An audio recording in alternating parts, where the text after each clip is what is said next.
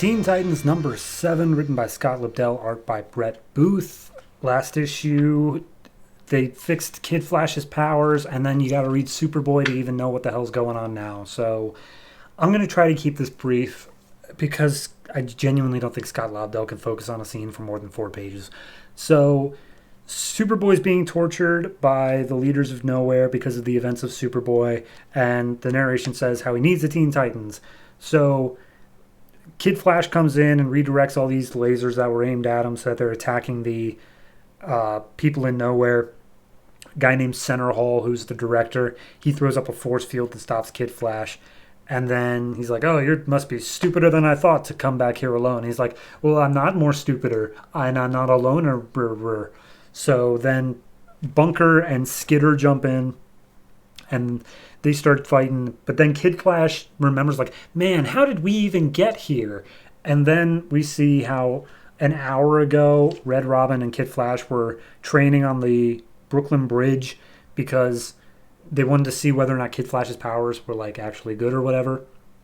And so he just runs off at super speed, steals the plaque off the Statue of Liberty, then puts it back. And then all of a sudden, Danny the Street shows up. And for those of you who don't know, he made an appearance earlier on.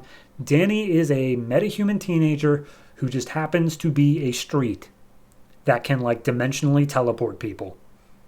And he's a street. So Danny shows up, and Bart is really freaked out about that, but then Red Robin's just like, Danny, my old compatriot, what news have you? Why did you come out from undercover? And he puts up signs of Superboy's logo, but they're all inverted, therefore signaling that he must be in distress. So then Red Robin calls a team meeting with the Teen Titans, and he's like, Superboy's being held captive in Nowhere. Here's the best schematics Danny could get me. Who's in for saving him? And everyone's like, no. And he's like, well, Superboy is a teenager and Nowhere is going to kill them, and it's our job to save all of them no matter who they are. If Superboy is killed, then Nowhere will have won. Now, who's in? And they say, no. So then Red Robin's like, all right, well, that's a shame. I guess I'll be back soon, if I don't die or whatever. Bye, I guess. And he just walks out into Danny.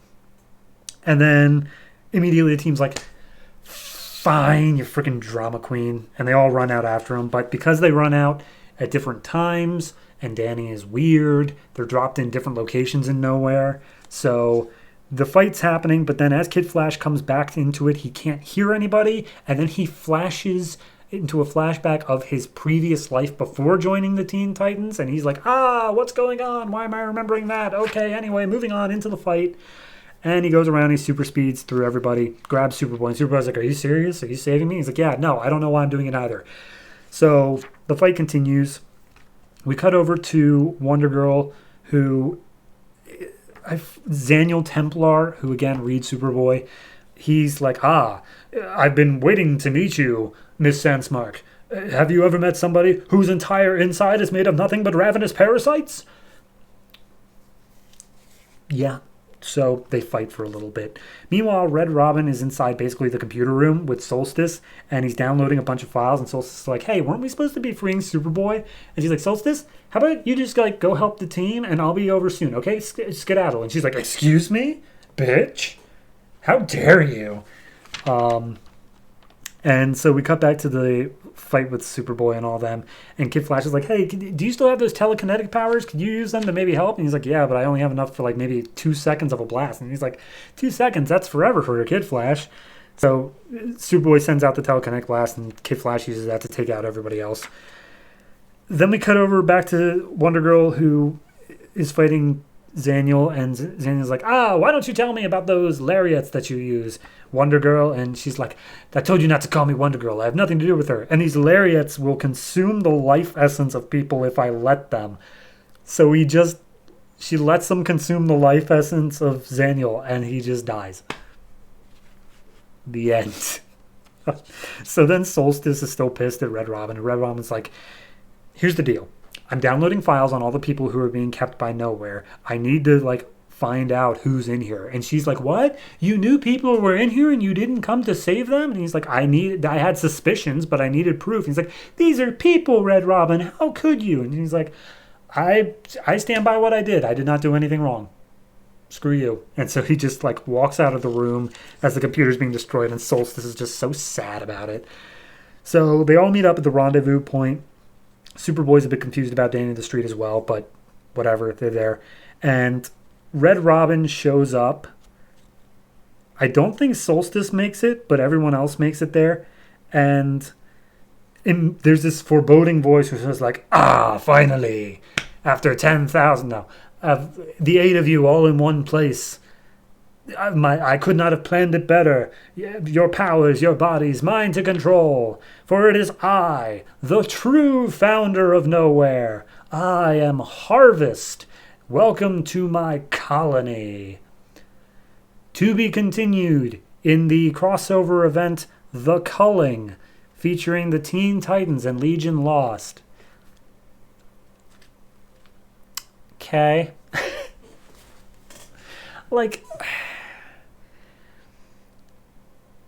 if you were only reading Teen Titans, this would be so confusing. Because, like, I read through these issues and I'm like, no, this doesn't make any goddamn sense.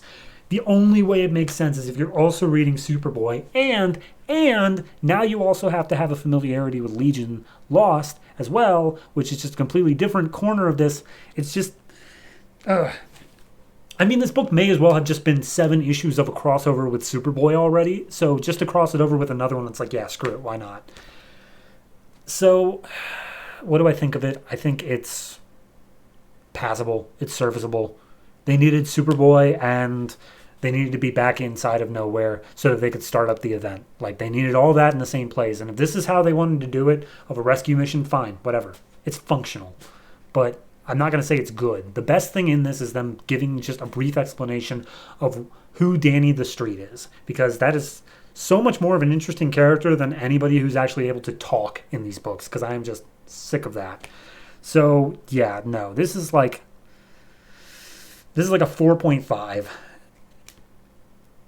I'll bump it to a 5. I'll bump it to a 5 because at least it's serviceable to get to where we need to be. Like, it's doing its job, but I don't have to like it. So, yeah. Look out for The Culling. I don't even know if that starts next issue. I'm not looking forward to it.